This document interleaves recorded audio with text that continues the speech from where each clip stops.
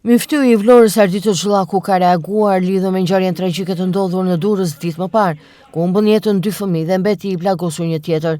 Gjatë ligjëratës së xumas, ai e cilësoi përdorimin e alkoolit si një nga shkaqet kryesore të tragjedive që prekin familjet dhe shoqërinë. A mos vallë,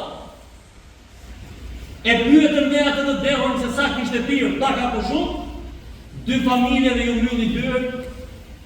Një familje është akoma në atë shpresën e saj, vallë, do të mjetoj fëmija apo. Pejgamberi sallallahu alaihi wasallam në hadithin e tij thotë: "Kullu muskirin haram", çdo gjë që deh është haram.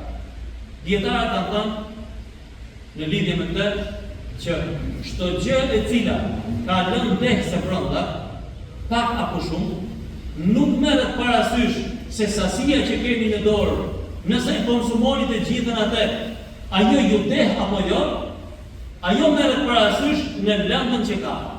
Sepse alkooli është i ndaluar rrethësisht. Dhe kjo nuk do të thotë që ishte pak apo jo. Për ta kuptuar më mirë këtë, do të jap një shembull. Me që jemi edhe në pragun e haxhit ku haxhilerët do nisen për në haxh. E dim të gjithë që për të shkuar në haxh, paratë që keni mbledhur duhet të jenë paratë të djersës tuaj. Një prej rregullave është të mos lini borxhe në mënyrë që kur të shkoni në haxh të jeni të bindur që edhe nëse vdes nuk i kam ky borxh, por që kjo është temë e diskutuar. Ajo që është që nuk kanë asnjë lloj diskutimi është që ato paratë do të jenë halal. Alkooli është nëna e të gjitha të këqijave, kur njeriu është i dehur nuk kontrollon më veten. Pas dhejjes kërkon falje, por dëmi është bërë, ke vrarë, ke plagosur, ke shkatruar familje, thotë Zhllaku. Myftyu ju referua edhe autorit të aksidentit, duke theksuar se në momentin kur doli para gjykatës, nuk ishte në gjendje të flista apo të ngrinte kokën, sipasi për shkak të pasojave të alkoolit. Alkooli është nëna e çdo të keqe.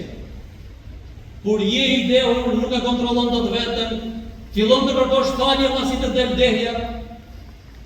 Ke vrarë, ke therë, ke pre, kam qenë i dehur nuk pojme.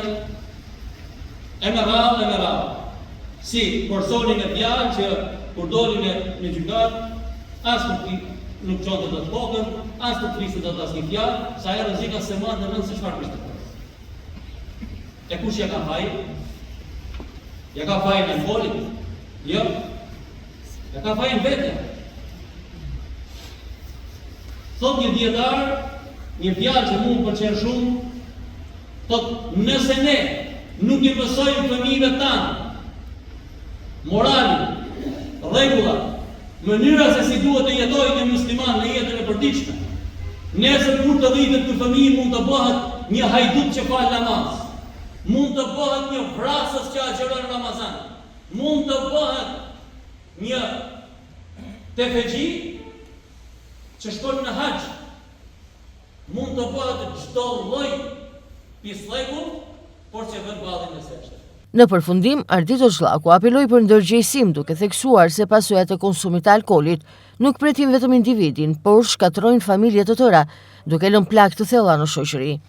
O Zoti ynë, mos i largo zemrat tona nga e vërteta pasi i ke udhëzuar ato. O Zoti ynë, na dhuro mëshirë, nga mëshira jote. Ti je dhuruesi më i madh. Allahu na pas në mëshirën e tij, na drejto dhe na bëj prej atyre të cilët bëhen shembull në jetën e përditshme, në shoqëri, e pse jo edhe në vende të tjera.